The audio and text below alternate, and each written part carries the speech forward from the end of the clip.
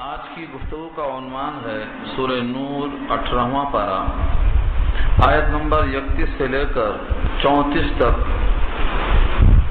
بات چل رہی تھی گزشتہ آیت میں کہ اللہ تعالیٰ نے نگاہیں نیچے رکھنے کا حکم جس طرح مردوں کو دیا ہے اس طرح عورتوں کو بھی دیا اور اپنے سطر کو محفوظ کرنے کا حکم دیا اور مقام زینت کو ظاہر کرنے سے منع کیا۔ وَلَا يُبْدِينَ زِينَتَهُنَّ إِلَّا مَا ظَهَرَ مِنْهَا، گفتگو اس پر چل رہی تھی کہ ظاہر نہ کریں وہ موقع زینت کو مگر جو اس میں سے کھل جائے۔ إِلَّا مَا ظَهَرَ کی تشریح کرتے ہوئے شارحین نے لکھا ہے کہ بسا اوقات بلا ارادہ ہواؤں سے کبھی کھل جائے، یہ بھی الا ما ظہرا کا ایک مفہوم ہے، جو اس میں سے کھل جائے نہ چاہتے ہوئے بھی وہ معاف ہے۔ یا الا ما ظہرا سے مطلب یہ ہے جو اس میں سے کھلا رہتا ہے، یعنی مقام زینت میں سے۔ مقام زینت کیا کیا ہے؟ عورت کے لیے جس جگہ پر زینت کا تزین کا کوئی بھی ذریعہ ہو، مثلا ہاتھ میں کنگن ہو، پیروں میں پازیب ہو، آنکھوں میں سرما ہو، یا گلے میں کوئی طوق ہو، یا مہندی جہاں تک لگائی جاتی ہے، اس طریقے سے یہ سب مقام زینت میں آتے ہیں اور ان مقام زینت کو ظاہر کرنے کا حکم نہیں ہے، لیکن اس میں سے جو چیز ظاہر ہو جائے یعنی قدمین اور دونوں ہتھیلیاں اور چہرہ، یہ الا ما ظہرا کا استثناء ہے۔ قدمین یعنی دونوں پاؤں اور کفین دونوں ہتھیلیاں، اس میں تو امت کا اجماع ہے، کسی کا اختلاف نہیں ہے، پورے ائمہ اربعہ متفق ہیں۔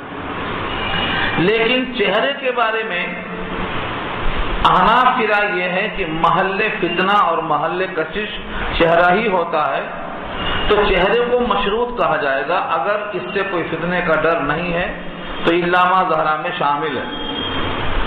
اس واسطے نہیں کہ وہ سطر کا حصہ ہے، بلکہ اس واسطے کہ وہ فتنے کا سبب ہے۔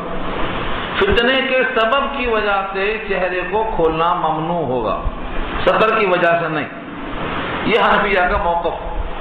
چنانچہ جن خواتین کے لیے چہرہ کھولنا فتنے کا باعث نہ ہو، ان کے بڑھاپے کی وجہ سے، ان کے لیے چہرہ کھولنا قطعاً معیوب نہیں ہے، نہ ممنوع ہے۔ لیکن اگر پھر بھی وہ احتیاط کرتی ہیں تو مستحسن ہے اور افضل ہے۔ یہ حکم آ رہا ہے۔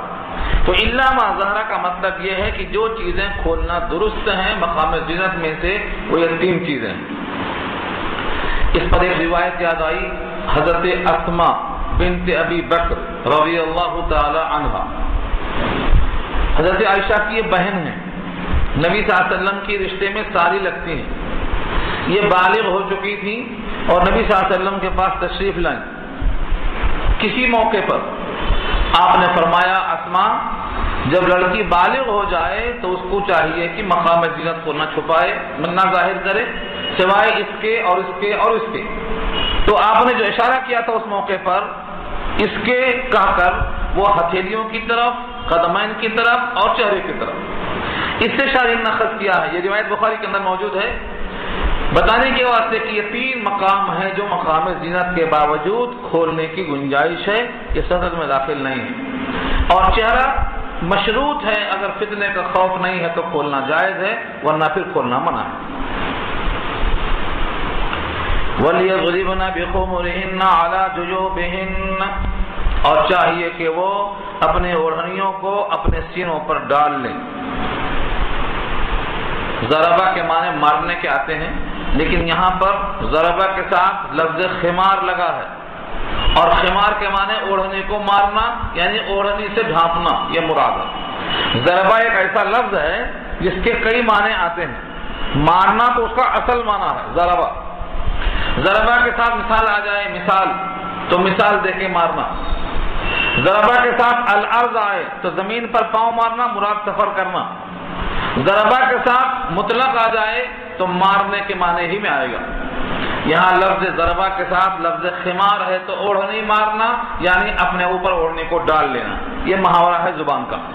وَلْيَضْرِبْنَ بِخُمُورِهِنَّ عَلَى جُيُوبِهِنَّ، عَلَى جُيُوب، جیوب جیب کی جمع ہے۔ اردو میں ہم جو جیب بولتے ہیں، جیب، जेब को यहाँ जैब कहा गया, उसी की जमा जुयूब है। और चूंकि जेब की मानिंद खुलता है गरीबान, तो गरीबान को भी जेब कहा जाता है अरबी में। यहाँ मुराद यह है अपने सीनों पर, क्योंकि गरीबान की जगह वही है और जेब की जगह वही है, अपने अपने गरीबान पर, अपने अपने सीनों पर अपने ओढ़नियों को डाल लेना चाहिए। यहाँ पर अम्र मजहूल है। अम्र मजहूल का मतलब क्या होता? जब मुखातब मुतय्यन सामने हो तो कहेंगे तुम पानी ले आओ, तो ये तुम जो मुखातब हैं ये अम्र मारूफ है। चाहिए कि कोई पानी ले आए तो ये अम्र मजहूल है। जब मुखातब मुतय्यन न हो तो उसको अम्र मजहूल कहते हैं। यानी उम्मत की तमाम माओं को अल्लाह के नबी का यह हुक्म है, चाहिए कि औरतें अपने ओढ़नियों को अपने गरीबान पर डाल लें, अपने सीने पर डाल लें, क्योंकि मुखातब मुतय्यन नहीं है, सबके लिए हुक्म है।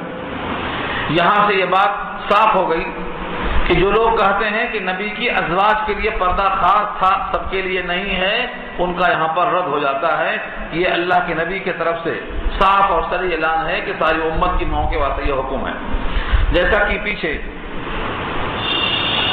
आप सुनेंगे सूरह अहज़ाब के हवाले से, निसाइल मुमिनीन कहा अल्लाह ने, तमाम ईमान वाली औरतों को हुक्म यही है, या अय्युहन नबिय्यु कुल लिअज़वाजिका व बनातिका व निसाइल मुमिनीन, ऐ नबी आप हुक्म दे दीजिए अपने अज़वाज को भी, अपनी बेटियों को भी और तमाम ईमान वाली औरतों को भी। इस्तेमाल में होता है कि ये तख़सीस नहीं, तामीम है, सबके वास्ते हुक्म दिया गया है।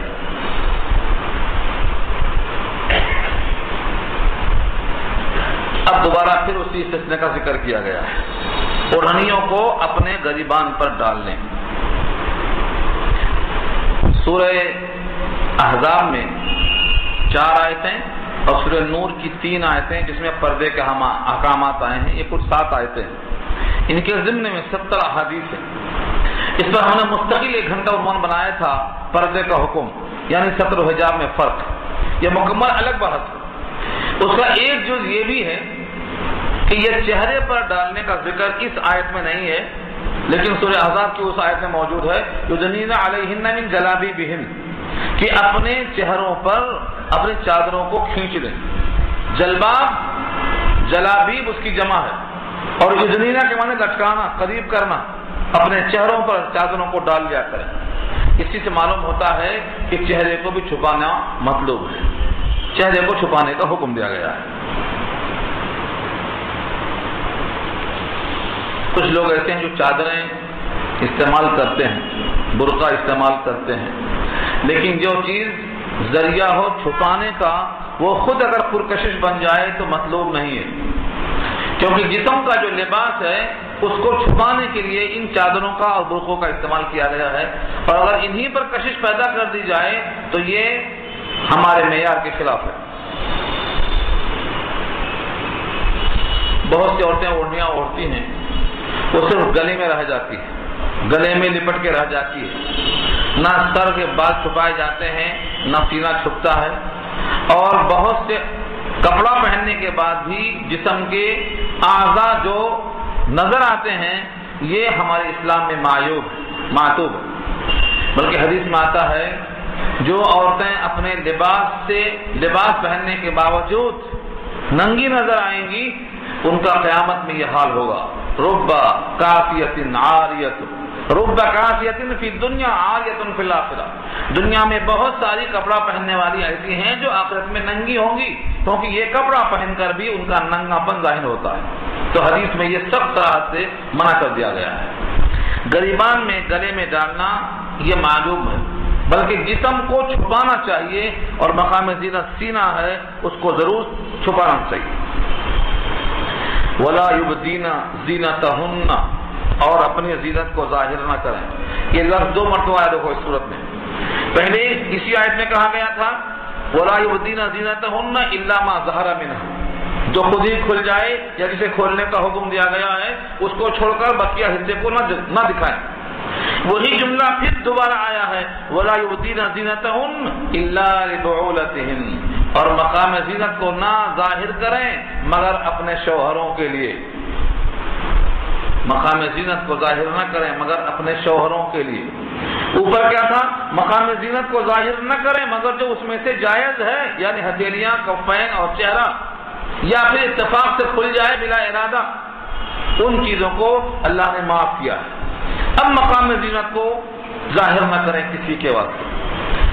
آگے استثناء ہے شوہر کا، باپ کا، اور شوہر کے باپ کا، بیٹوں کا، شوہر کے بیٹوں کا، بھائی کا، بھتیجی کا، بھانجی کا اور دیگر عورتوں کا، اور وہ جو تمہارے ہاتھوں میں ملکیت میں باغیاں اور غلام ہیں یا تمہارے نوکر چاکر کام کرنے والے ہیں جن کو حاجت نہیں ہے عورتوں کی طرف، یا جو وہ بچے ہیں جو ابھی عورتوں کے راز پر واقف نہیں ہوئے ہیں، ان تمام کے واسطے استثناء قرار دیا گیا ہے۔ یہ سب وہ تفصیل آ رہی ہے جو عورتوں کو جاننا چاہیے تاکہ وہ ان سے بچیں، اور مردوں کو جاننا چاہیے تاکہ جب ایسا موقع آئے تو وہ تنبیہ کریں۔ دونوں پر یہ لازم ہے۔ سورہ نور کی آیت نمبر 31 یہ بہت اہم ہے، اس معنی کر کہ کن کن سے پردہ ہے اور کن سے پردہ نہیں ہے۔ ہمارے معاشرے میں اس کے اوپر جتنا لاپرواہی برتی جاتی ہے اتنا ہی معاملہ سنگین ہو رہا ہے۔ دیکھا آپ نے قرآن کریم میں اللہ نے اس کو تفصیل کے ساتھ بیان کیا ہے، ایک ایک جز کو بیان کیا ہے۔ کیوں؟ تاکہ اس سے جو فساد، بے حیائی کا ارتکاب ہوتا ہے وہ رک جائے۔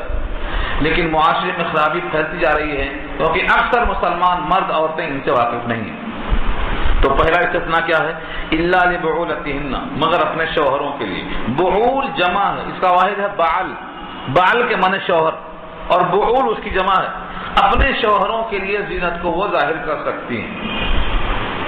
او آبائہن، آبا اب ان کی جمع ہے، اور اس میں باپ، دادا، پردادا سب داخل ہیں۔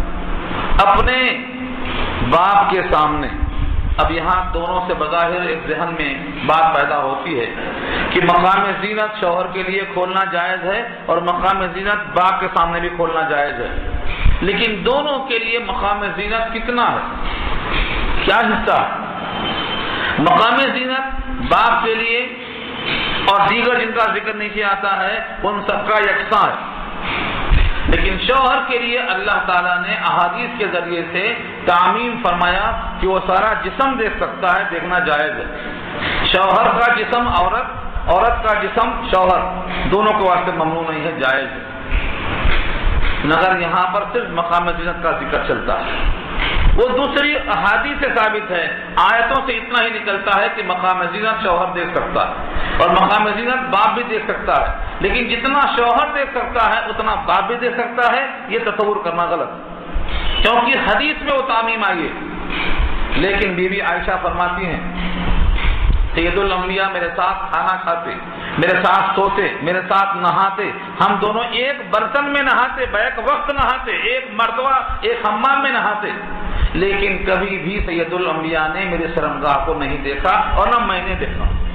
ان کی روایت صاحب بخاری کے اندر موجود ہے، اور آگے لکھا ہے کہ اس سے بیماری پیدا ہوتی ہے، دو بیماریوں کا خطرہ ہے، ایک تو آنکھوں کی بینائی کمزور پڑ جاتی ہے، اور دوسرے لکھا ہے کہ آدمی کی قوت حافظہ پر اثر پڑتا ہے۔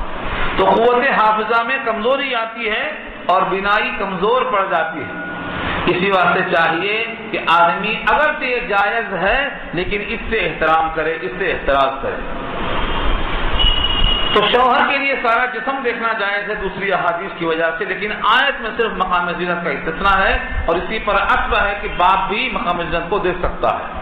اب اس کا تعین کیا ہے شارحین نے، مقام زینت کیا کیا ہے؟ جہاں جہاں جسم پر زینت کے ذریعے، مثلا چہرہ ہے جس میں آپ بہت سی چیزیں لگاتے ہیں، مجھے ذکر کرنے کی ضرورت نہیں، یہ مقام زینت ہے۔ بال مقام زینت ہے، گردن اور گلا مقام زینت ہے، آپ کی ہتھیلیاں، کلائیاں اور یہاں تک کہ بغل تک کا یہ حصہ، یہ پورا کا پورا مقام زینت ہے۔ ایسے ہی پجلیوں سے لے کر نیچے تک قدمیں، یہ مقام زینت ہے۔ ان تمام چیزوں میں عورتیں زینت اختیار کرتی ہیں کسی نہ کسی شکل میں، اور ان تمام کو مقام زینت کہا گیا ہے، اور محارم سے ان چیزوں کا پردہ نہیں ہے، ستر ہے یہ، اگر نماز میں کھل جائے تو نماز نہیں ہوگی، لیکن جن سے آگے ذکر کیا گیا ہے محارم سے، یہ مقام زینت اگر کھل جائے دیکھ لیں تو گناہ نہیں ہے۔ لیکن اجنبی مردوں کے مقابل میں یہ خاص بات ہے جن کا ذکر یہاں کیا گیا ہے، یہ صرف 7 ہیں، آپ گنتے جائیے۔ سب سے پہلا نمبر دیا ہے شوہروں کو، نمبر 2 آبا کو، آبا اب کی جمع ہے، اس میں دادا پردادا سب داخل،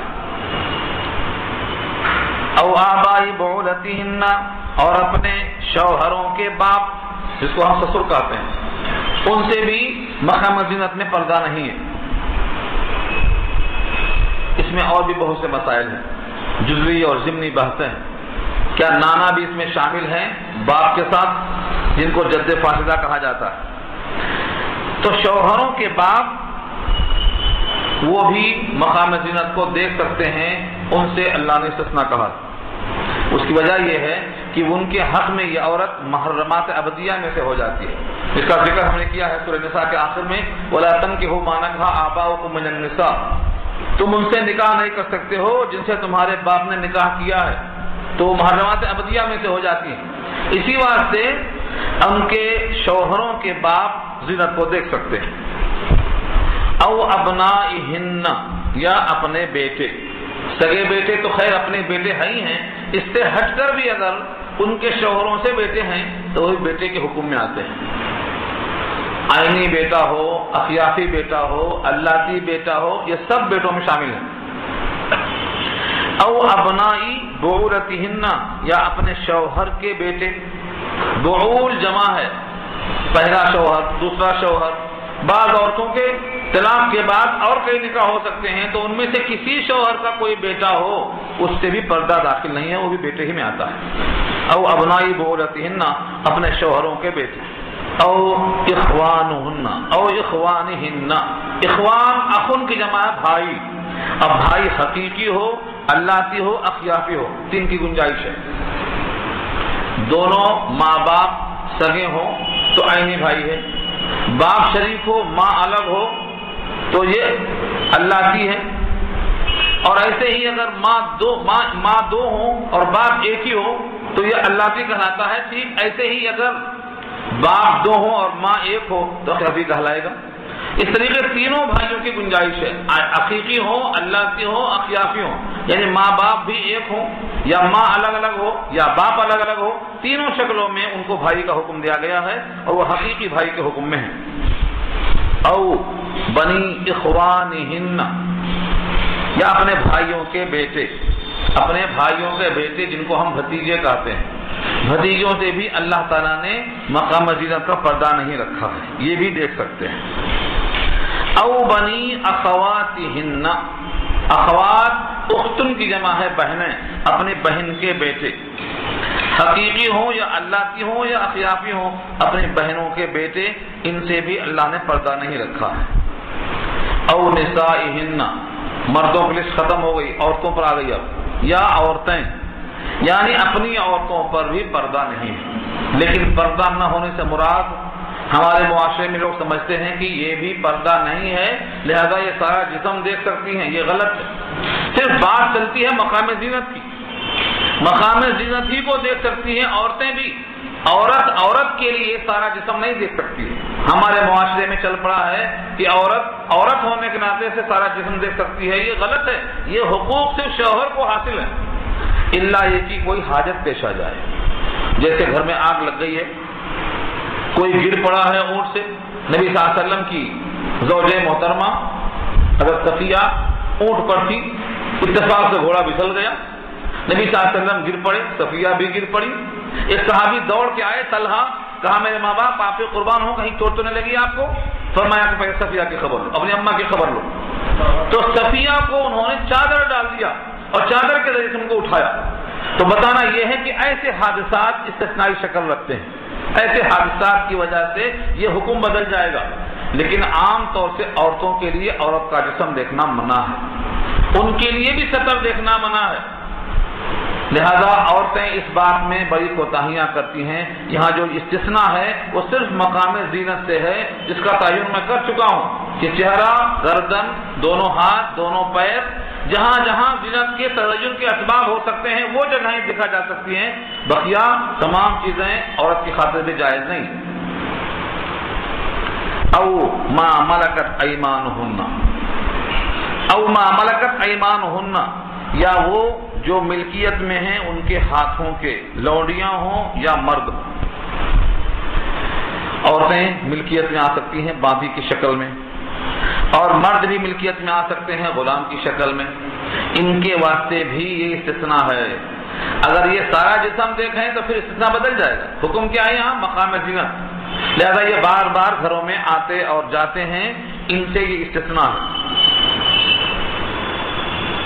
یہ غلام ہے، یہ باندیاں ہیں، اب ان کا حکم وہی باقی ہے، لیکن آج یہ دور ختم اس واسطے ہو رہا ہے کہ وہ اللہ کی خاطر نہ اعلاء کلمت اللہ کی خاطر جنگ ہے، نہ وہ اسباب ہے، نہ غلام اور باندیاں ہیں، نہ وہ مسائل ہیں، لیکن حکم اعلی حال ہی باقی ہے۔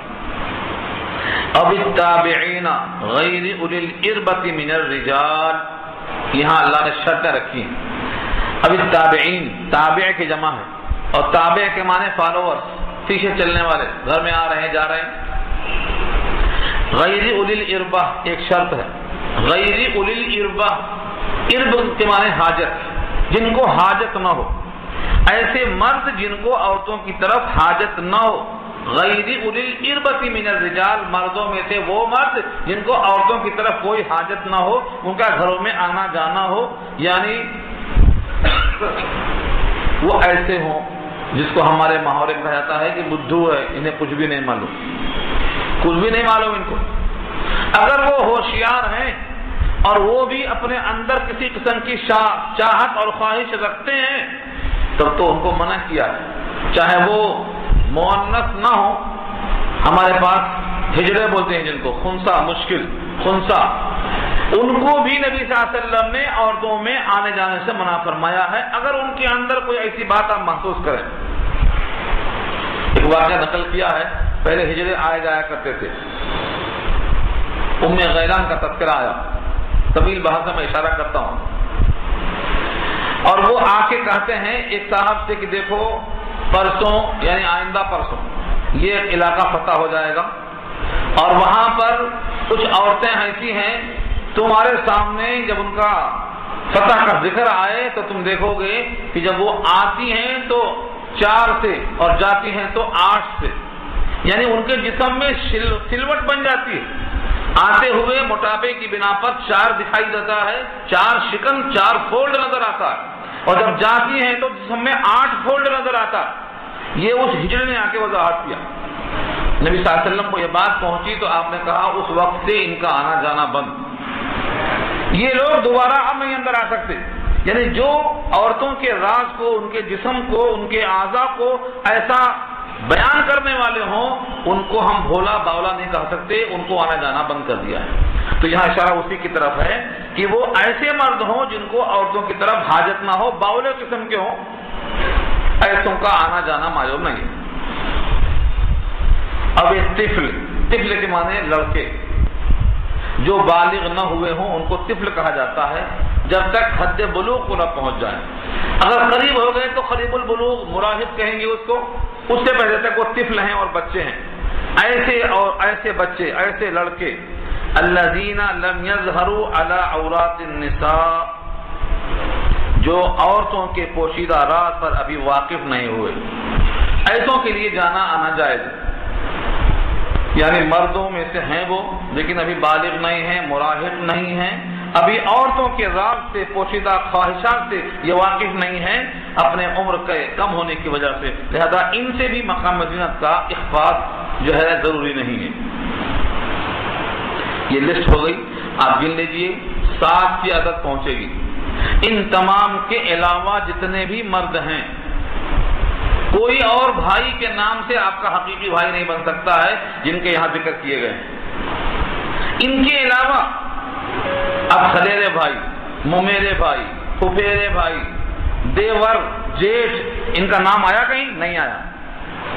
جب نہیں آیا تو یہ اللہ کی لسٹ میں اس قابل ہیں کہ مقام زینت یہ نہیں دیکھ سکتے۔ جو ان کو دکھائیں گی وہ گناہگار ہوں گی، اور جو دیکھیں گے وہ گناہگار ہوں گے، اور جو جان بوجھ کر منع نہیں کریں گے وہ بھی گناہگار ہوں گے۔ لسٹ میں نہیں ہے نا۔ مقام زینت کو اللہ نے فرمایا کہ یہ دیکھ سکتے، یہ دیکھ سکتے، یہ دیکھ سکتے، جب ان کا لسٹ میں نام ہی نہیں ہے تو وہ اجنبیہ میں شامل ہے۔ اچھا، اس کی وجہ کیا ہے؟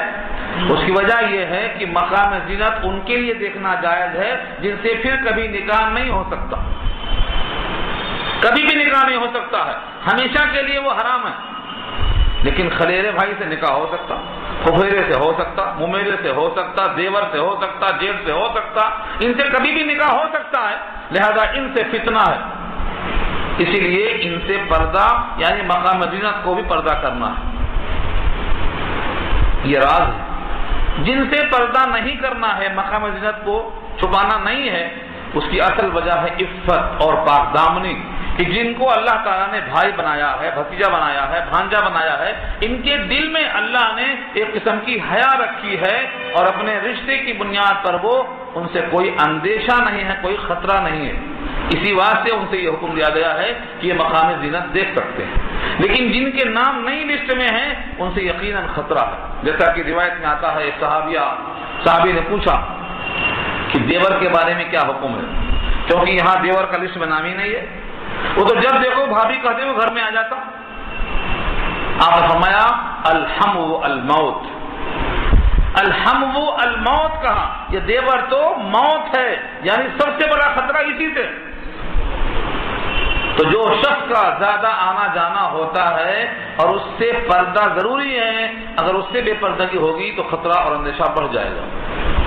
ہمارے معاشرے میں یہی اصل خرابی کی وجہ ہے، ہم ان کو قریبی سمجھ کر ان کے حوالے کر دیتے، ان کے ساتھ بھیج دیتے، اور جب ان کے ساتھ نہیں بھیجنا چاہیے، ان کے ساتھ اجنبیوں کا سا معاملہ ہونا چاہیے۔ اس کو لوگ کہتے ہیں دقیانوس ہے، یہ پرانے خیال کے آدمی ہیں، پرانا خیال نہیں ہے، قرآن کا خیال ہے، اور قرآن کریم قیامت تک کے واسطے ہے۔ اس کو پرانا خیال کہنا، اپنے ایمان کی تجدید کرنا چاہیے، اپنے ایمان کی تجدید کرنا چاہیے، پھر سے کلمہ پڑھنا چاہیے۔ قرآن کریم نے عزت کے ساتھ، عزت و ناموس کے تحفظ کے لیے یہ اصول بنائے ہیں۔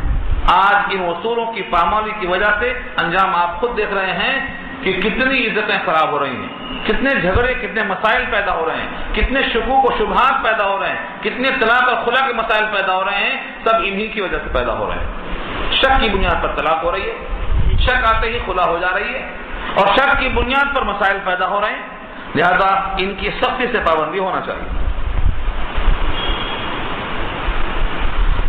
یہ تو ان کی لسٹ تھی، ان کے نام تھے۔ اب آگے جو عورت کا ذکر چل رہا تھا کہ وہ مقام زینت کو ظاہر نہ کریں، اوڑھنی کو اپنے سینے پر ڈال لیں اور اپنے نگاہوں کو نیچی رکھیں، اسی لہر میں اور ان کے واسطے کچھ احکامات آئے ہیں اسی آیت میں۔ آیت نمبر 31 چل رہی ہے ابھی، اس میں سے ایک حکم یہ ہے وَلَا يَضْرِبْنَ بِأَرْجُلِهِنَّ، اور اپنے پاؤں کو نہ ماریں زمین پر۔ وَلَا يَضْرِبْنَ، ضربہ یہ بھی استعمال ہوا، بِأَرْجُلِهِنَّ، ارجل رجل کی جمع ہے، رجل مانے پاؤں اور ارجل کے مانے جمع ہے، اس کی دونوں پاؤں، زمین پر پاؤں کو نہ ماریں۔ لِيُعْلَمْ، تاکہ معلوم ہو جائے، تاکہ ظاہر ہو جائے، ما یخفین من زینتہن، جو مخفی ہے ان کی زینتوں میں سے۔ بازیب کی آواز آ گئی، خلخال کی آواز آ گئی، پیروں میں جو بھی زینت کے لباس کے ساتھ استعمال کیے ہوئے ہیں ان کے آواز کی بنا پر کسی غیر محرم کو آپ نے متوجہ کیا تو یہ اللہ کو پسند نہیں ہے۔ اس آیت کی روح سے آپ پیروں کو زمین پر زور سے نہ ماریں بلکہ آہستہ چال چلیں، تاکہ آپ کی چمک دھمک سے اور آپ کی آہٹ سے کسی غیر کی طرف میلان ظاہر نہ ہو، منع کیا۔ اسی آیت سے اخذ کیا ہے شارحین نے، جب پاؤں کی آواز جو نکلے وہ بھی سنانا اور سننا جب پسند نہیں ہے تو ایسی تیز خوشبو لگا کر نکلنا کہ راستہ مہک اٹھے اور لوگ اس سے استفادہ کریں، یہ اسی آیت کے ساتھ منع ہے کہ مخفی زینت میں آیا ہے۔ حدیث میں آتا ہے اگر خوشبو لگانا ہی ہے، اللہ کے رسول نے مردوں کے لیے عورتوں کے لیے الگ بتایا، جب مرد خوشبو لگائے تو رنگ کم ہو خوشبو زیادہ ہو، اور جب عورت خوشبو لگائے تو اس میں رنگ زیادہ ہو خوشبو کم ہو۔ یہ فرق کیوں کیا رسول اللہ نے؟ اسی واسطے کیا کہ رنگ تو کپڑے کے اندر چھپ جائے گا لیکن مہک کو چھپایا نہیں جا سکتا، وہ پھیل جائے گی، اور جب کسی عورت کے چلنے سے غیروں تک اس کی خوشبو آتی ہے تو حدیث میں آتا ہے وہ عورت ایسی اور ویسی ہے، اور مائلات ممیلات کا مصداق ہے، اور جو عورت ایسا کر کے چلے گی وہ جنت میں نہیں جائے گی بلکہ جنت کی خوشبو بھی نہیں پائے گی. اور جبکہ جنت کی خوشبو لکھا ہے کہ 100 برس کی مسافت کی دوری سے خوشبو آنا شروع ہو جاتی ہے, تب بھی یہ خوشبو نہیں پائے گی جو اپنی خوشبو کو غیروں کے واسطے پیش کرے گی. اسی واسطے کہا گیا ہے کہ عورت کو چاہیے کہ اپنے مخفی زینت کو جن پر ظاہر کرنا ہے ان پر ہی ظاہر کریں, بقیہ کو اس سے محفوظ کریں. عورت جب گھر سے نکلتی ہے تو شیطان کہتا ہے میرا شکار آ گیا. النساء حبالۃ الشیطان, یہ حدیث کے الفاظ ہیں. عورتیں شیطان کا پھندا ہے, جالی ہیں. جس طرح کوئی شکاری جال پھینکتا ہے مچھلی پکڑنے کے لیے, عورتوں کو شیطان استعمال کرتا ہے جال بنا کر. النساء حبالۃ الشیطان. جب بھی گھر سے عورت نکلتی ہے استشرفہ الشیطان, اس کو اچکتا ہے شیطان اور اس کے ساتھ چلا جاتا ہے تاکہ لوگوں کے قلوب میں کچھ میلان پیدا کرے. جب بھی یہ میلان پیدا ہو ہمیشہ آدمی کو چاہیے کہ وہ لوٹ کے جہاں آنا ہے وہاں آ جائے. اس پر بڑی روایتیں ہیں, بڑی حدیثیں ہیں. جس کو پوری بحث سننا ہو پردے کا حکم ہماری CD سن سکتا ہے. آگے فرمایا کہ عورتوں کو چاہیے کہ پاؤں کو آہستہ رکھیں تاکہ ان کی زینت کا جو مخفی حصہ ہے وہ ظاہر نہ ہونے پائے. اب تک جو خامیاں, کوتاہیاں, غلطیاں ہو گئی ہیں ان کے لیے اللہ کا حکم ہے وَتُوبُوا إِلَى اللَّهِ, اور متوجہ ہو جاؤ اللہ کی طرف. توبوا الی اللہ جميعا, سب کے سب اکٹھا ہو کر ایھا المؤمنون, اے ایمان والو سب کے سب اللہ کی طرف متوجہ ہو جاؤ. یعنی اب تک جو ان احکامات میں کوتاہی ہو گئی ہے اس کوتاہی پر تم توبہ کرو اللہ کے جناب میں. توبہ کا صلہ الی آئے تو متوجہ ہو جانا, اور توبہ کا صلہ الی آ جائے تو توبہ قبول کر لینا. جب تم توبہ اللہ کی طرف کرو گے, رجوع کرو گے, تو اللہ تم پر متوجہ ہوں گے, کیونکہ یہ اللہ کا حکم ہے کہ تم اللہ کی طرف متوجہ ہو جاؤ. توبوا الی اللہ جميعا ایھا المؤمنون لعلکم تفلحون, تاکہ تم فلاح پا جاؤ, تاکہ تم کامیاب ہو جاؤ. تمہاری کامیابی کا راز اسی میں ہے کہ تم اللہ کی طرف متوجہ ہو جاؤ. توبہ ہر گناہ کو دھل دینے والا اللہ کی طرف سے ایک ایسا صابن ہے کہ کوئی عمل آپ کے نام اعمال میں باقی نہیں بچے گا سوائے کسی حقوق العباد کی. سب دھل جائیں گے, سب صاف ہو جائیں گے.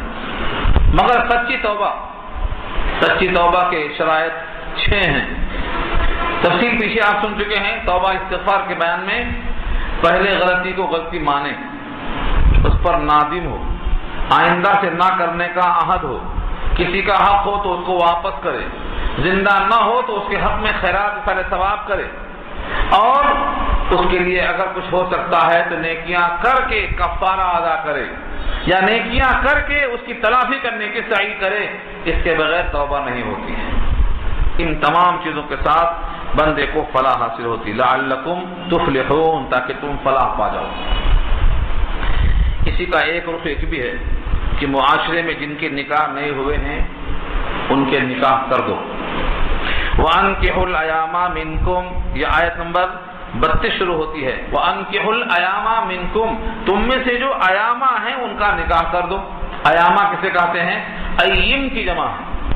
من لا زوج لہا, جس کا جوڑا نہ ہو وہ ایم ہے.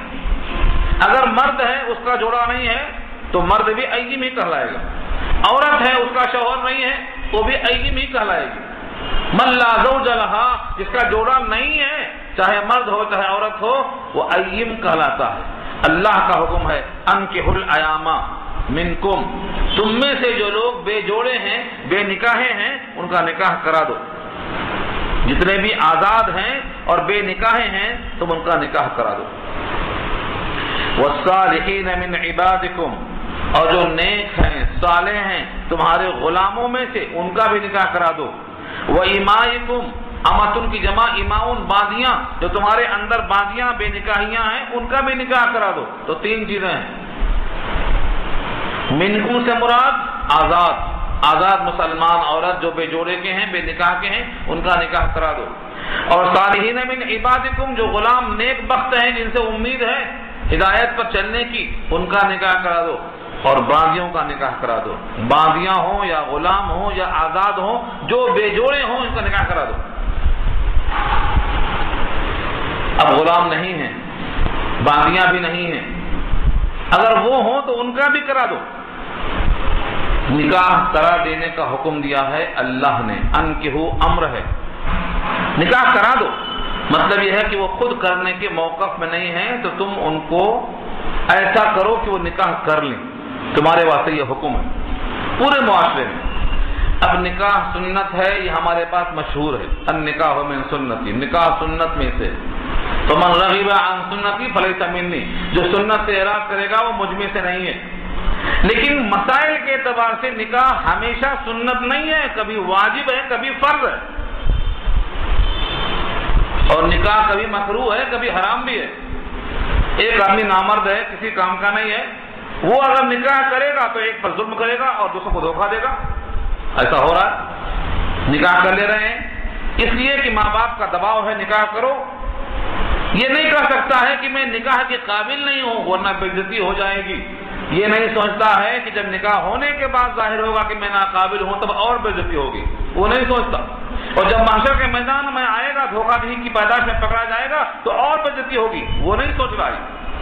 تو اگر کوئی نامرد ہے، شوہر ہونے کے قابل نہیں ہے تو وہ نکاح کرے، دھوکہ دے کسی کو، کسی کی زندگی کو خراب کرے تو یہ حرام ہے اس کے بعد، دھوکہ دہی کی وجہ سے۔ اور جو آدمی تنہا رہ کر عفت کو بچا سکتا ہو وہ جائز ہے، نکاح کرے یا نہ کرے۔ لیکن اگر سنت سمجھ کر نکاح کر سکتا ہے، نکاح کرتا ہے تو سنت کا ثواب ملے گا اور ایمان کی تکمیل ہوگی، کیونکہ سنت سے ایمان کی تکمیل ہوتی ہے۔ النکاح نصف الایمان کہا گیا ہے، یہ تو آدھا ایمان ہے، اور جب تک نکاح نہیں کرے گا ناقص رہے گا۔ اور اگر کسی میں شہوت اتنی زیادہ ہے کہ اگر نکاح نہیں کرے گا تو زناکاری کے اندر پڑ جائے گا یا پڑ چکا ہے تو اس کے واسطے نکاح کرنا واجب ہو جائے گا، بلکہ بعض درجے میں فرض ہو جائے گا۔ اپنی عفت کو بچانے کے لیے، پاک دامنی سے اپنے آپ کو بچانے کے لیے اگر کوئی بندہ نکاح کرتا ہے یا لوگ اس کا نکاح کرتے ہیں تو اللہ اس کا تعاون کرتے ہیں۔ حضرت عبداللہ بن مسعود فرماتے تھے، کسی نے کہا مجھے فقر ہے تو فرماتے ہیں نکاح کر لو، نکاح کرنے سے غنا حاصل ہوتی ہے۔ آج ہمارے پاس انتظار میں ہیں جب مالدار ہو جائیں گے جب نکاح کریں گے۔ اللہ کیا فرماتے ہیں دیکھو، إِن يَكُونُوا فُقَرَاءَ يُغْنِهِمُ اللَّهُ مِنْ فَضْلِهِ، اگر وہ فقیر ہیں تو اللہ انہیں غنی کرے گا اپنے فضل سے۔ اگر وہ لوگ مفلس ہوں تو خدا تعالیٰ اپنے فضل سے انہیں غنی کر دے گا، نکاح کی برکت سے۔ نکاح کرنے سے غنا آئے گی، لیکن ہم چاہتے ہیں غنا آئے تب نکاح کریں گے، یہ فیصلہ ہمارا الٹا۔ اللہ کے وعدے پر یقین کرنا چاہیے، اور غنا انشاءاللہ نکاح درجے میں آتی ہے، مگر شرط وہی ہے کہ نکاح کا مقصد جہیز آ رہا ہے تو آنے دو نہیں، بلکہ عفت کا تحفظ ہونا چاہیے۔ اگر نیت میں فطور ہے کہ مال لیں گے، 2 4 10 نکاح کریں گے اور 10 کو طلاق دیں گے اور مال جمع ہو جائے گا تو اللہ ذلیل کریں گے، یہاں بھی ذلیل کریں گے وہاں بھی ذلیل کریں گے۔ اپنی عفت اور پاک دامنی کے واسطے اگر نکاح کرتا ہے اور فقیر ہے تو اللہ کا وعدہ پورا ہوگا کہ وہ اللہ نکاح کی برکت سے اسے غنی کر دیں گے۔ یہ صحابہ کرام کا معمول تھا۔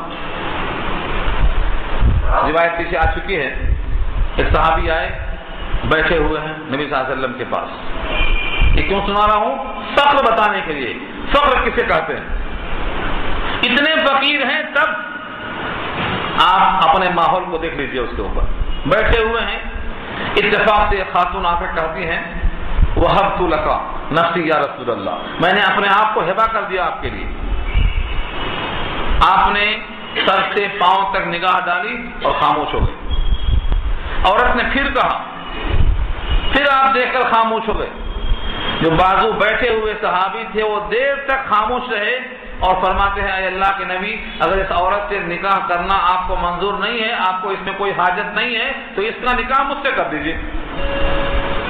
سادگی دیکھو صحابہ کی نبی کے ساتھ، قربت دیکھو، محبت دیکھو، اپنائیت دیکھو، مل جل کے رہنے کا سلیقہ سیکھو۔ نبی صلی اللہ علیہ وسلم سے صحابہ وحشت نہیں، دوری نہیں، بلکہ بڑے قریب رہتے تھے، اپنے معاملات کو پیش کرتے تھے، اپنے حاجتوں کو سامنے رکھتے تھے۔ اے اللہ کے نبی، اگر آپ کو ان سے حاجت نہیں ہے تو مجھ سے نکاح کر دیجئے۔ آپ نے برا نہیں کہا، تمہاری یہ مجال کہ تم نے ایسا دخل کیوں دیا، یہ نہیں فرمایا۔ فرمایا ٹھیک ہے تمہارے پاس کچھ ہے مہر میں دینے کے لیے اس کو، انہوں نے کہا میرے جسم پر چادر ہے اور کچھ بھی نہیں ہے، نیچے ازار بند ہے، اوپر ایک تہبند ہے، بس ایک پہنے ہوئے ہوں ایک اوڑھے ہوئے ہوں، اس کے سوا اور کچھ نہیں ہے۔ آپ نے کہا جا کے گھر میں ڈھونڈ کے لاؤ، اگر لوہے کی ایک انگوٹھی مل سکے تو بھی لے کے آؤ، وَلَوْ خَاتَمًا مِّنْ حَدِيدٍ۔ کافی دیر کے بعد واپس آئے، یا رسول اللہ میرے پاس سوائے اس کپڑے کے اور کچھ بھی میرے پاس نہیں ہے، لوہے کی انگوٹھی بھی گھر میں نہیں ہے۔ اس سے بڑا فقیر کون ہوگا یہاں جس کے نکاح میں ہم انتظار کر رہے ہیں؟ اتنا بڑا فقیر کون ہوگا؟ آج اتنا بڑا فقیر میرے حساب سے کوئی نہیں۔ نبی صلی اللہ علیہ وسلم کے پاس جب وہ لوٹ کے آئے کہ میرے پاس لوہے کی انگوٹھی بھی نہیں ہے، صرف جسم پر کپڑا ہے، گھر میں کپڑا بھی نہیں ہے، آپ نے کہا تیرا کپڑا کیا کام میں آئے گا؟ تو پہنے گا تو وہ ننگی ہوگی، وہ ننگی ہوگی، تو پہنے گا، اس ایک کپڑے کا شمار ہی کرنا کیا؟ تیرا کپڑا تیرے جسم پر رہے گا، اس کا ذکر کیوں کرتا ہے؟ ہاں یہ بتا کچھ صورتیں یاد ہیں تمہیں؟ کہا ہاں مجھے قرآن کی صورتیں یاد ہیں، یہ صورت یاد ہے، یہ صورت یاد ہے، یہ صورت یاد ہے۔ آپ نے کہا ٹھیک ہے، اس صورت کی وجہ سے جو تیرے پاس ہے اس عورت کا نکاح تجھ سے میں نے کر دیا، بِمَن مَعَكَ مِنَ الْقُرْآنِ، نکاح کر دیا سید الانبیاء نے اس فقر کے باوجود کہ کپڑا ایک ہے اور گھر میں لوہے کی انگوٹھی بھی دستیاب نہیں ہے، اور کہا تیرے ساتھ جو قرآن ہے اس قرآن کی بنیاد پر تیرا نکاح میں نے کر دیا، اس کو قرآن سکھا دینا۔ امام شافعی فرماتے ہیں یہ قرآن سکھا دیں گے یہی مہر بن جائے گا۔ امام اعظم فرماتے ہیں اس قرآن کی وجہ سے نکاح کو منظور کیا گیا، لیکن مہر مثل واجب ہوگا، کما کر اس کو مہر دینا پڑے گا، 10 درہم کی مقدار کم سے کم دینا پڑے گا، جس کا نام مہر مثل ہے۔ اس آیت میں ہمیں بتانا صرف یہ ہے کہ ہمارے معاشرے میں لڑکیاں بیٹھی ہیں، لڑکے بیٹھے ہیں کہ ہمارے پاس گھر ہوگا، بنگلہ ہوگا، کار ہوگی، یہ ہوگا وہ ہوگا، تب ہم شادیاں کریں گے۔ شادیاں عیش اور شان کرنے کے واسطے نہیں ہیں، اپنی عزت کو بچانے کے واسطے، داغدار ہونے سے بچانے کے واسطے ہیں۔ عزت اور آبرو انسان کی بہت اہم چیز ہے۔ اللہ کی نگاہ میں مومن کی عزت بیت اللہ کی عزت کے برابر ہے، بیت اللہ کی عزت کے برابر ہے، حرم کے برابر ہے۔ اگر مسلمان کی عزت و آبرو پامال ہوتی ہے تو ایسی شان شوکت سے کوئی فائدہ نہیں۔ اسی لیے عیش کرنے کے اسباب تلاش مت کرو، اپنے پاک دامنی کے اسباب تلاش کرو۔ جب مسلمان نکاح کرنا شروع کریں گے تو جو گھر میں عورتیں بیٹھی ہیں وہ گھروں سے نکل کر نکاح والی ہو جائیں گی، اور معاشرے میں ایسی ویسی مقامات پر پھرنے والیاں کم ہو جائیں گی، ہماری سوسائٹی کا ماحول درست ہو جائے گا۔ یہ ہے تقاضا قرآن کریم کی ان آیتوں کا۔ وَأَنكِحُوا الْأَيَامَ مِنكُمْ، اور نکاح کر دو ان کا جو بے جوڑا ہیں، ایامہ ایم کی جمع، منکم تم میں سے، والصالحین من عبادکم، اور جو نیک لوگ ہیں تمہارے غلاموں میں سے، وإمائکم، تمہارے باندیوں میں سے، ان یکونوا فقراء، اگر وہ فقیر ہیں، فقراء فقیر کی جمع، جن کے پاس ایک وقت کا کھانا ہو بس وہ فقیر کہلاتے ہیں، اور جس کے پاس وہ بھی نہ ہو وہ مسکین کہلاتے ہیں۔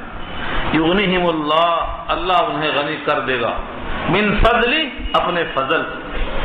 اللہ کا فضل معلوم ہے، جتنے بیٹھے ہیں ان سب پہ اللہ کا فضل ہے جو قرآن سننے آئے ہیں، یہ فضل ہے، ہم اس کے لائق نہیں تھے، ہمارا حق نہیں ہے، اللہ کا یہ فضل ہے۔ فضل کے معنی آتے ہیں ہم جتنے کے لائق ہیں اس سے بڑھ کر دینا، یہ فضل ہے، اور جتنے کے لائق ہیں اتنا ہی دینا، یہ عدل ہے۔ اللہ نے عدل نہیں فرمایا، فضل فرمایا۔ کمانے کے لائق نہیں ہے لیکن نکاح کی برکت سے ہم تمہارا استحقاق نہیں دیکھ کر کے تم کو دے دیں گے، یہ ہے اللہ کا فضل۔ واللہ واسع علیم، اللہ واسع العلیم ہے، یعنی آپ کا علم بہت وسیع ہے، وسعت والے ہیں، خوب جاننے والے۔ واسع کیوں کہا؟ اللہ کے تمام صفاتی ناموں میں سے جس صورت کے جس آیت کے آخر میں جو وصف آتا ہے اس کا مقصد ہوتا ہے، یہاں لفظ واسع استعمال کیا۔ واسع وسعت والا، گنجائش والا، کتنے ہی فقیر ہوں سارے فقیروں کو ہم دینے پر قادر ہیں، کیونکہ یہاں وسعت ہے، اتنی وسعت ہے کہ سارے کائنات کے فقیر اگر نکاح کرنے اس نیت سے کہ ہمیں اپنی عزت بچانا ہے تو اللہ ان کے فقر کو دور کر دیں گے۔ صحابہ کا ایمان کتنا قوی تھا، اسی آیت کو سامنے رکھ کر ابن مسعود فرمایا کرتے تھے جن کو فقر دور کرنا ہے نکاح کر لو، فقر دور ہو جائے گا۔ علیم علم والے ہیں، جانتے ہیں کہ جب نکاح ہو جائے گا اس نکاح کی برکت میں عفت کا، پاک دامنی کا ماحول ہوگا، شکوک شبہات ختم ہو جائیں گے۔ اگر کوئی بندہ نکاح کرنا چاہتا ہے لیکن کوئی اسے لڑکی نہیں دے رہا، کبھی ایسا تو بھی ہوتا ہے، پریشان ہوتے ہیں کہ نکاح کس سے کریں، لیکن کوئی رشتہ آتا ہے تو نہیں دیتے، کہتے ہیں نہیں اتنا کمائے گا تب دیں گے، اتنا کمانے والا، گورنمنٹ نوکری کرنے والا اور فلاں فلاں بنگلے کا مالک ہوگا، یہ اور وہ تمام شرطیں لگاتے ہیں۔ حدیث میں آتا ہے اگر کوئی نکاح کا پیغام بھیجے تو تم قبول کر لو، اگر قبول نہیں کریں گے تو فساد پھیلے گا۔ لفظ تو بہت مختصر ہے، اگر کوئی نکاح کا پیغام آئے اور وہ دیندار ہیں تو نکاح قبول کر لو، صرف دینداری کی شرط رکھا نبی اللہ نے۔ اگر تم نے نکاح کو قبول نہیں کیا، رد کر دیا تو کیا ہوگا؟ فساد پھیلے گا، فساد۔ اور ہم جانتے ہیں، ہمارا برا معاشرہ جانتا ہے کہ اگر پیغام بھیجنے کے بعد نکاح قبول نہیں کیا گیا تو اس کو ضد پیدا ہو جاتی ہے، اور ضد پیدا ہونے کے بعد میں دشمنی پیدا ہو جاتی ہے، اور دشمنی کے بعد میں وہ چاہتا ہے کہ ان کا نکاح اب کہیں نہ ہونے دوں، جہاں ہوگا یہ پہنچ جاتا ہے۔ کیوں پہنچ جاتا ہے؟ یہ اندر کا شیطان کہتا ہے کہ تم کو نہیں ملا ہے کسی کو ملنے مت دو۔ کبڑے کا حال ہے، کبڑا چاہتا ہے کہ سب کی پیٹ کبڑی ہو جائے، میری اچھی ہو چاہے نہ ہو، تو کبڑے کا حساب یہ بھی ہے۔ اس لیے یہ فرمایا نبی صلی اللہ علیہ وسلم نے اگر وہ دیندار ہے تو اب نکاح کو مت روکو، دے دو۔ یہ شرطیں لگانا اسلام کی شرطیں نہیں ہیں، شیطان کی شرطیں ہیں۔ اس کی وجہ سے عورتیں بیٹھی رہ جاتی ہیں اور زندگی بھر وہ اپنے آپ کو کوستے رہتی ہیں کہ ہمارا مقدر کیسا ہے۔ مقدر کیسا نہیں ہے، خود کردارہ علاج نیس ہماری خواہشیں، ہماری شہوتیں اور ہماری تمام آرزوئیں ہیں۔ ہم چاہتے ہیں کہ دنیا ہی میں ہم عیش کرنے والے بن جائیں، جبکہ نبی اللہ کا اعلان کیا تھا، اللہم لا عیش الا عیش الآخرہ، اللہم لا عیش الا عیش الآخرہ، اے اللہ کوئی عیش نہیں ہے مگر آخرت کا عیش۔ فاغفر الانصار والمہاجرہ، مغفرت فرما دیجئے مہاجر کی، انصار کی۔ غزوہ خندق میں آپ کا اعلان تھا، جب نبی کو عیش حاصل نہیں ہے تو نبی کے پیچھے چلنے والوں کو عیش کی تلاش کیوں پیدا ہو گئی؟ یہ یہودیت ہے، شیطانیت ہے۔ اپنے نکاح کو مقصد رزق نہ بناؤ، نکاح کو بناؤ عفت کی پاکدامنی کا ذریعہ بناؤ، بس۔ تو فرمایا وَلْيَسْتَعْفِفْ، چاہیے کہ وہ لوگ رکے رہیں۔ استعفاف، عفا کے معنی آتے ہیں پاک دامن ہونا، اپنے آپ کو روکے رکھنا، اپنے نفس کو ضبط کر کے رکھنا۔ وَلْيَسْتَعْفِفْ، چاہیے کہ اپنے آپ کو پاک دامن بنا کے رکھیں۔ الَّذِينَ، وہ لوگ لا يجدون نکاحا، جو نکاح پر قدرت نہیں پاتے، حتی، یہاں تک کہ یغنیہم اللہ من فضلہ، اللہ ان کو غنی کر دے اپنے فضل و کرم سے۔ کچھ لوگ شرطیں لگاتے ہیں، لڑکی نہیں دیتے ہیں تو بے صبرا مت ہو جائے، روک کے رکھے اپنے آپ کو۔ کب تک روک کے رکھے؟ جب تک اللہ غنی نہ کر دیں، جب تک نکاح کا موقع نہ مل جائے، جب تک کوئی بچی دینے کو راضی نہ ہو جائے، صبر کریں، اپنے آپ کو روک کے رکھیں۔ یہ ان کے واسطے حکم ہے، ایسا نہیں ہے کہ لگام توڑ کے بھاگ گیا، ہمارا خیال نہیں کیا گیا لہذا ہم جو چاہیں گے کریں گے۔ کس سے مقابلہ ہے آپ کا؟ یہ آپ کا انجام کیا ہوگا؟ اپنے آپ کو روک کے رکھنے کا حکم دیا ہے جب تک کہ نکاح کا موقع نہ آ جائے۔ اس سلسلے میں صحابہ کرام کی بہت ساری روایتیں ہیں۔ صحابہ جنگوں میں جاتے تھے، 2 مہینہ 3 مہینہ وہاں رہ جاتے تھے۔ صحابہ نے پوچھا ہم سب کے سب جنگوں میں ہیں، کیا ہم خستی کر لیں؟ فرمایا نہیں، خستی نہیں کرنا ہے، اپنے آپ کو ضبط کرنا ہے، اور اگر کسی کو نکاح کا موقع نہیں ملتا ہے تو اس کو روزہ رکھنا ہے، روزہ رکھنا ہے۔ وہ طویل حدیث مشکات جلسانی کتاب النکاح کی، یا معاشر الشباب من استطاع منکم الباءۃ فلیتزوج فإنه اغض للبصر واحسن للفرج ومن لم يستطع فعليه بالصوم فإن له وجاء، متفق علیہ۔ اے نوجوانوں کے گروہ، تم میں سے جو نکاح پر قادر ہو وہ نکاح کر لے، اور جو نکاح پر قادر ہو نکاح کر لے تو وہ سن لے کان کھول کے، اس سے نگاہیں خود بخود جھک جاتی ہیں اور اس سے شرمگاہ خود بخود محفوظ ہو جاتی ہے۔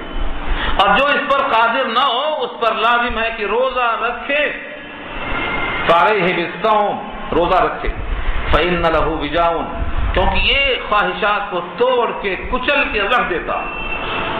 یہ روایت متفق علیہ ہے، مشکات نقل کرتی۔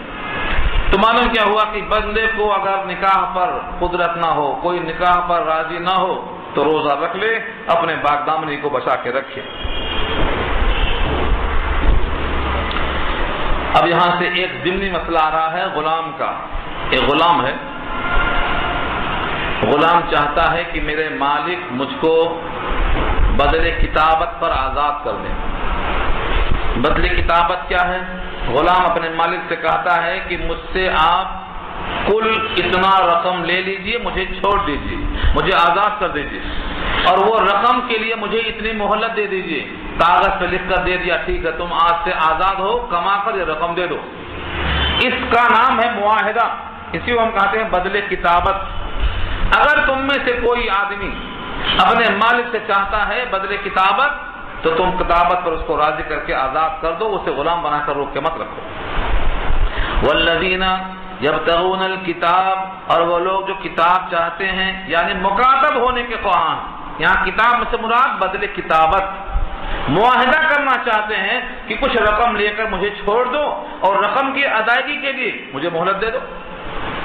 جو تم میں سے غلام چاہتے ہیں کتابت کو، مما ملکت ایمانکم، تمہارے ہاتھوں کی ملکیت میں سے، تمہارے غلاموں میں سے، فکاتبوہم، تو تم ان کے لیے بدل کتابت مقرر کر کے لکھ کر کے معاہدہ دے دو۔ ایک شرط ہے، ان علمتم فیہم خیرا، اگر تم جانتے ہو کہ ان میں بہتری کے آثار ہیں، یہ سدھر جائے گا، سنور جائے گا، کچھ کام میں آ جائے گا، اور اگر اس کے شرارت کا خطرہ ہے تو پھر روک سکتے ہو، اصلاح تک، ہدایت تک، رہنمائی تک اس کو روک سکتے ہو۔ اگر اس میں اصلاح کا پہلو ہے تو اس کو چھوڑ دو۔ اور بدلے کتابت ادا کرنے کے بعد اس غلام کی مدد کرنا تمہارے واسطے جائز ہے، درست۔ ایک باندھی ہیں بریرہ، یہ بی بی عائشہ کی باندھی ہیں، آپ کے پاس کیسے آئیں؟ انہوں نے خرید کے پھر آزاد کیا۔ جب ان کو خریدنے کے واسطے بی بی عائشہ چاہ رہی تھی تو بریرہ نے مدد چاہا کہ کچھ پیسہ دو تاکہ میں بدلے کتابت دے کر اپنے کو آزاد کرا لوں۔ بی بی عائشہ نے پوچھا سید الانبیاء سے کہ ایک باندھی ہے، بریرہ ہے، میں اسے خریدنا چاہتی ہوں، لیکن اس کو بیچنے والے ایک ناجائز شرط لگا رہے ہیں، اور شرط یہ ہے کہ بی بی بیچنے کے باوجود ان کا ورثہ، ان کا حق ولا ہم کو ملے گا، یعنی بیچنے والوں کو ملے گا، اور قاعدہ یہ ہے کہ جو بیچ دیتے ہیں ان کو نہیں ملتا، جو خریدتے ہیں ان کو ملتا۔ یہ شرطیں لگا دیا۔ آقا نے فرمایا تم خرید لو، ان کی شرطیں باطل ہیں۔ پھر خطبہ دیا آپ نے، خطبے میں ذکر کیا کہ لوگ 100 شرطیں لگا دیں تب بھی وہ باطل ہے، جو خریدنے والا خرید کر آزاد کرے گا حق ولا اسی کو ملے گا۔ تو بی بی عائشہ نے بریرہ کو خرید لیا اور خرید کے ان کو آزاد کر دیا۔ اگر تم بھی دیکھتے ہو کہ تمہارے غلام میں خوبی صلاحیت ہے تو تم اس کو آزاد کرو، اور تمہارے پاس مال ہے، مال میں سے اس کو دے کر تعاون کرو تاکہ وہ کتابت کا بدل دے کر آزاد ہو جائے، جیسا کہ بی بی بریرہ کو خرید لیتی ہیں، تعاون کرتی ہیں۔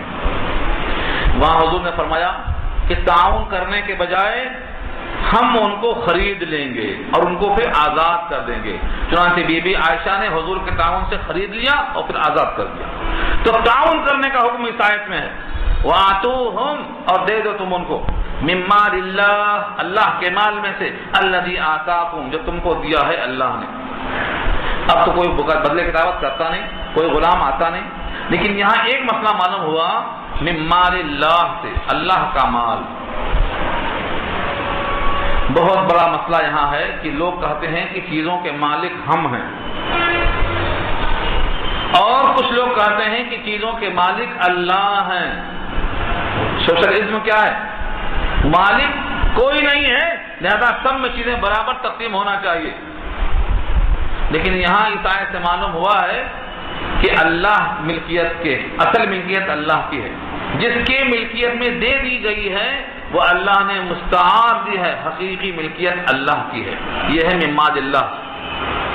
وآتوہم من مال اللہ، اور اللہ کے دیے ہوئے مال میں سے تم ان کو دے دو جو تم کو اللہ نے دیا۔ یہ بدلے کتابت کی ادائیگی ہے۔ تیسرا مسئلہ آتا ہے ولا تکرہوا فتیاتکم علی البغاء، اور مت اکراہ کرو، مت زبردستی کرو، فتیاتکم اپنی مملوکہ لونڈیوں پر، فتیات جمع ہے فتیتن کی، لونڈیوں پر جبر نہ کرو، علی البغاء زناکاری پر، ان اردنا اگر وہ ارادہ کرتی ہیں، تحسنا پاک دامن رہنے کا، لتبتغوا تاکہ تم تلاش کرو، عرض الحیات الدنیا دنیا کی حیات کے سامان کو، دنیا کے سامان کو حاصل کرنے کے لیے اپنی اپنی بادیوں کو جبرن غلط کاموں پر مت لے جاؤ۔ اہل عرب ایسا کرتے تھے، اپنی بادی پر جبر کرتے تھے تاکہ وہ جسم فروشی کرے اور زنا کرا کے پیسے لا کر مالک کو دے، کیونکہ اس کا مالک جو مالک ہے اس کے بعد جو پیسہ آئے گا وہ کوئی مالک بن جائے گا۔ اللہ نے فرمایا کہ ایسا کرنا جرم ہے۔ یہ شرط یہاں جو ہے ان اردنا، اگر وہ ارادہ کرتی ہیں پاک دامنی کا تب جرم ہے، ایسا نہیں ہے۔ یہ تو شرط ہے، اگر عورت پاک دامن ہونا چاہتی ہے تو تمہارا جرم اور شدید ہو جاتا، اور اگر وہ نہ چاہے تب بھی تمہارا یہ عمل بہرحال شدید ہے کہ جسم فروشی کا پیسہ تمہارے واسطے جائز نہیں ہے۔ تمہیں چاہیے کہ اللہ کی ان باندیوں پر جبر نہ کرو۔ ولا تکرہوا فتیاتکم علی البغاء، بغاء کے معنی زنا کرنے پر لوڈیوں کو مجبور مت کرو، اگر وہ ارادہ کرتی ہیں پاک دامنی کا تو خاص طور سے، تاکہ تم تلاش کرو دنیا کی زندگی کے سامان۔ ومن یکرہن، اور اگر کوئی ایسا کرے تو، اگر کوئی ان باغیوں پر ظلم کرے اور باغیوں کو چھوڑو، بہت سے لوگ آزاد عورتوں کو غلام بنا لیتے ہیں، آزاد عورتوں کو اغوا کر لیتے ہیں، دوسرے مقامات پر جا کر بیچ دیتے ہیں، یہ سمجھتے ہیں کہ ہم بہت زیادہ بڑا کام کر گئے، اسباب عیش جمع کر لیے۔ اللہ فرماتے ہیں کہ ان لونڈیوں پر جو جبر کیا گیا ہے تو اللہ کے ہاں ان کا مواخذہ نہیں ہوگا، جنہوں نے جبر کیا ہے، ان کا اغوا کیا ہے، ان پر اللہ کے پاس سے سزا مقرر ہے۔ وَمَن يُكْرِهُنَّ فَإِنَّ اللَّهَ مِن بَعْدِ إِكْرَاهِهِنَّ غَفُورٌ رَحِيمٌ، جو ان کو مجبور کرے گا تو بے شک اللہ ان کے مجبور کیے جانے کے بعد ان کے حق میں غفور ہے، یعنی بخشش کرنے والا ہے، اور رحیم مہربان ہے۔ اس میں عورت پر مواخذہ نہیں ہوگا بلکہ جو مجبور کریں گے ان پر مواخذہ ہوگا۔ ان تمام احکامات پر عمل کرنے کے لیے اللہ فرماتے ہیں، یہ رکوع کی آخری آیت ہے کہ ہم نے تمہارے پاس آیتیں بھیجی ہیں، یہ بہت واضح ہیں، بہت واضح آیتیں ہیں، اور گزرے ہوئے لوگوں کی مثالیں بھیجی ہیں اور متقیوں کے واسطے نصیحتیں بھیجی ہیں۔ ان تمام کا ایک ہی مقصد ہے کہ تم اللہ کی آیتوں سے نصیحتیں حاصل کرو اور اپنی دنیا آخرت دونوں کو سنوار لو۔ وَلَقَدْ أَنزَلْنَا إِلَيْكُمْ، اور تحقیق کی بھیجا ہم نے تمہاری طرف آیتیں، کھلے کھلے احکامات، مبینات، یہ آیتیں کی صفت ہے، کھلی کھلی آیتیں، کھلے احکامات بھیجے ہیں۔ وَمَثَلًا مِّنَ الَّذِينَ خَلَوْا مِن قَبْلِكُمْ، تم سے پہلے جو گزرے ہیں ان گزرے ہوئوں کی مثالیں بھیجی ہیں۔ بہت سی مثالیں قرآن کریم میں، آدم سے لے کر ایدم تک کتنی مثالیں، ان مثالوں سے تم کو نصیحت حاصل کرنا چاہیے۔ مثال دی جاتی ہے اسی واسطے تاکہ آدمی آگاہ ہو جائے۔ وَمَوْعِظَةً، اور نصیحت ہے، لِلْمُتَّقِينَ، متقیوں کے لیے، خدا سے ڈرنے والوں کے لیے، جو لوگ اللہ سے ڈرنے والے ہیں ان کے حق میں نصیحتیں ہیں۔